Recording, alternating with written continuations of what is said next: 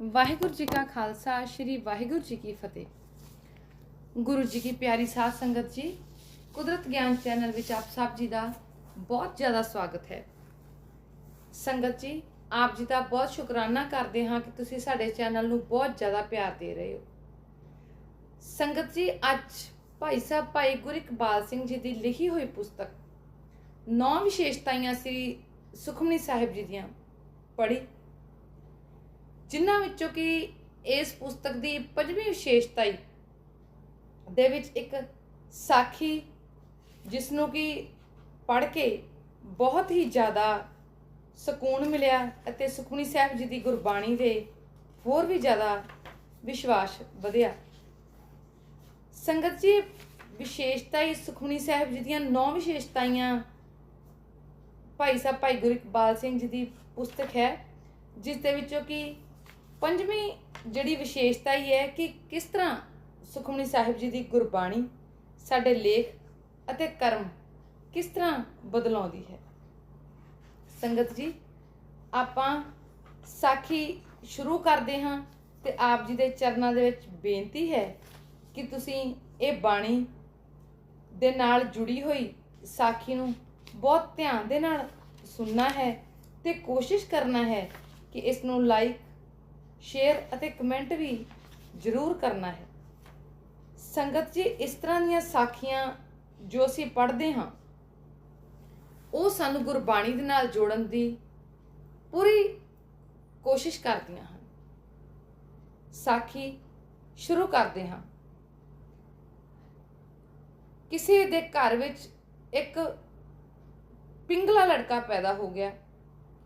जद 10-12 साल की उसकी उम्र हुई तो एक दिन उसने अपने माँ प्यो नूं अपने किसी रिश्तेदार नाल एक गल करदियां सुन लिया कि साडे घर एक पिंगला लड़का पैदा हो गया है, सानू इसकी संभाल करनी पैंदी है, देखभाल करनी पैंदी है, बैठे बैठे नूं रोटी पानी देना पैंदा है।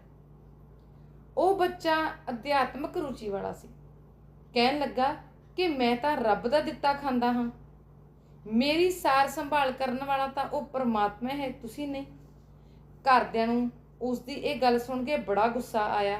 कहन लगे कि इसनूं जंगल विच छड्ड आउंदे हाँ, आपे इसनूं पता लग जाएगा कि कौन इसकी संभाल करने वाला है, कौन इसनूं रोटी पानी खवाउंदा है।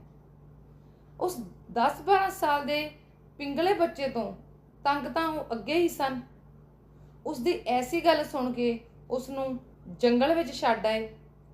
वो बच्चा रब दा भगत सी, कोई पिछले संस्कार सन उसके कर्मां नाल जुड़े। जंगल विच ही उस बच्चे ने चौंकड़ी मार ली ते प्रभु दे चरनां विच जुड़ गया। एक दिन उधरों नारद मुनि लंघे। एक पिंगले बच्चे नूं इस तरह निरंकार दे चरनां विच जुड़िया वेख्या तां कहण लगे, मेरा चित्त करदा है तैनूं कुछ देण ते। हुण जिहड़ी गल आउणी है ध्यान नाल सुणिओ। वो बच्चा कहण लगा, अपने कोलों देवोगे कि मेरे कर्मां विचों? नारद मुनि कहण लगे, देवांगे तां तेरे कर्मां विचों ही। वो बच्चा कहण लगा, जो मेरे कर्मां विच है वो तां मैनूं आपे ही मिल जाना है, जे तुसी अपने कोलों कुछ दे सकते हो तां देवो। नारद मुनि दा यही जवाब सी, जो भी देवांगे देना तो तेरे कर्मां विचों ही है, अपने कोलों कुछ नहीं दे सकते।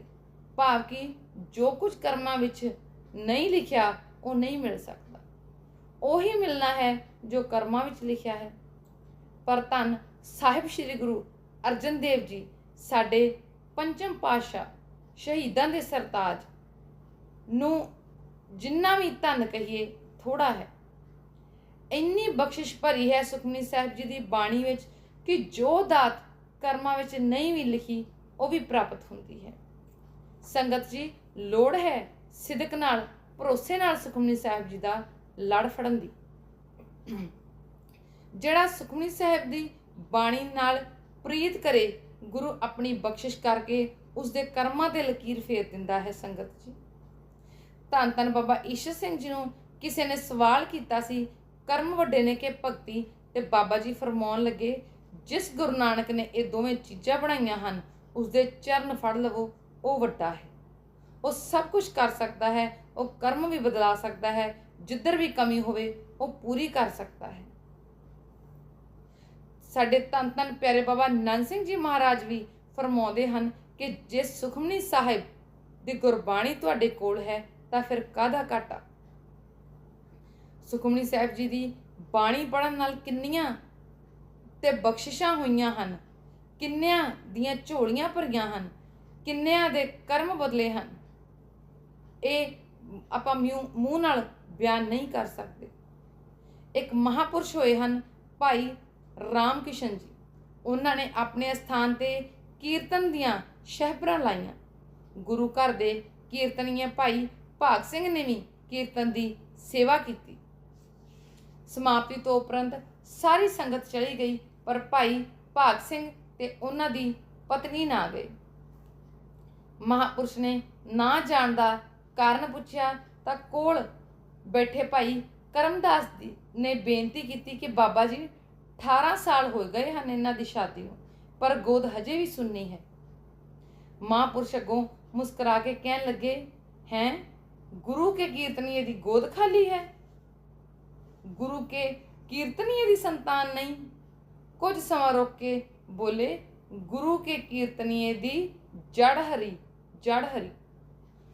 महापुरुषां ने जल का कटोरा मंगवाया। जिथे महापुरुषों का अस्थान सी उत्थे ही उपर जाके धन साहिब श्री गुरु ग्रंथ साहिब जी का प्रकाश सी। संगतां जिन्हां पौड़ियां राहीं उपर दर्शन करन जांदियां सन, उन्हां दी चरण धूड़ी लैके उस जल विच पा दित्ती। वो जल भाग सिंह दी घरवाली नूं छकण लई दित्ता ते नाल बचन कीता कि रोज़ एक सुखां दी मणी श्री सुखमनी साहिब जी दा नेम नाल करना है।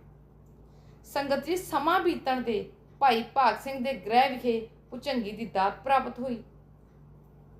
यह है बरकत श्री सुखमनी साहिब जी दी। कित्थे तां 18 साल तो औलाद नहीं सी, सुखमनी साहिब दा उन्होंने आसरा लिया।